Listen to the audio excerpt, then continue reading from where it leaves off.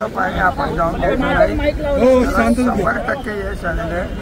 माननीय मंत्री महोदय विखे पाटील साहेब स्वतः तिथं आले होते. त्यांनी स्वतःहून सांगितलं की आपलं फलटणचं पाणी कुठेही जाणार नाही आहे. एवढंच नव्हे तर पाण्याची दरपट्टी जी वाढली त्याचाही विषय मी काढला होता, त्यालाही स्थगिती मिळालेली आहे.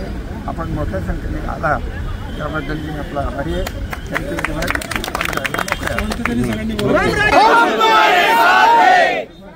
एक मिनिट आता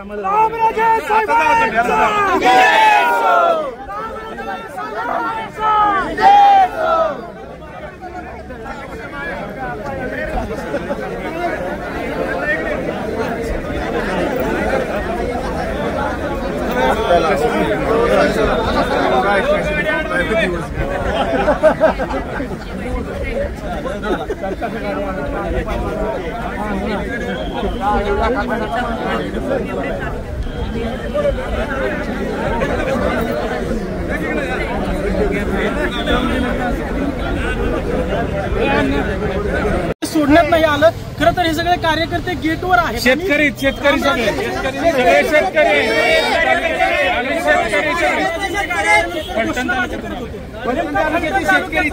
काय पाण्याचा प्रश्न आहे नेमका फलटण तालुक्याच्या उन्हाळ्यामध्ये ज्या आम्हाला पाळ्या मिळणार होत्या त्या पाळ्या त्या वर्तन आमची दुसऱ्या तालुक्याला जाणार होती, त्याच्यासाठी आम्ही इथं आलेलो आहे. कुठल्या तालुक्याला?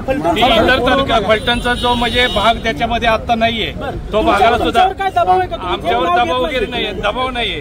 दबाव आले त्यांचं नाव घ्यायची काय कारण नाही. ज्यांनी राजकारण करायचे पाण्यावर त्यांनी करू द्या खुशाल. आम्हाला त्याशी काय घेण्यात येणार नाही. कोण माझी असतील कोण आजी असतील त्याशी आम्हाला काही घेण्यात येणार नाही. त्यांचं नाव घ्यायची आमची कुणाची इच्छा नाही.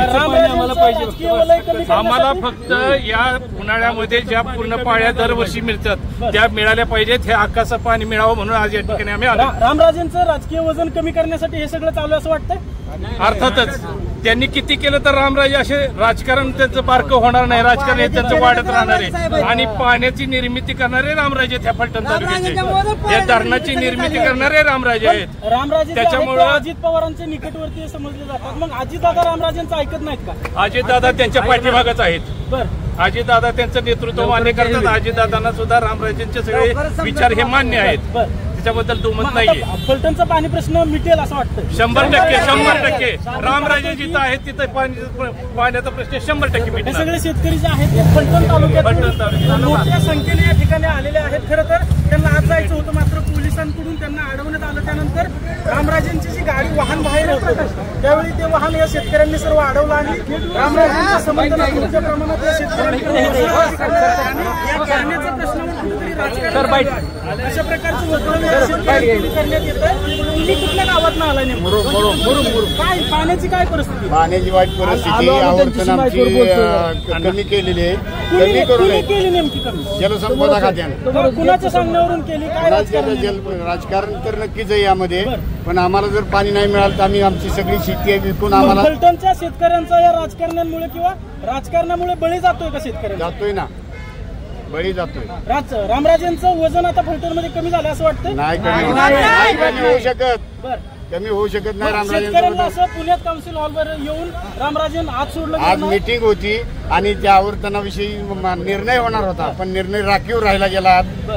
की आता आम्हाला काय आज जाऊन दिलं नाही, त्यामुळे आम्हाला आतलं काहीच माहिती पडली नाही. रामराजेंना जाऊन भेटणार आहेत का? भेटणार ना आम्ही सगळे कार्यकर्ते जाऊन भेटणार उद्या.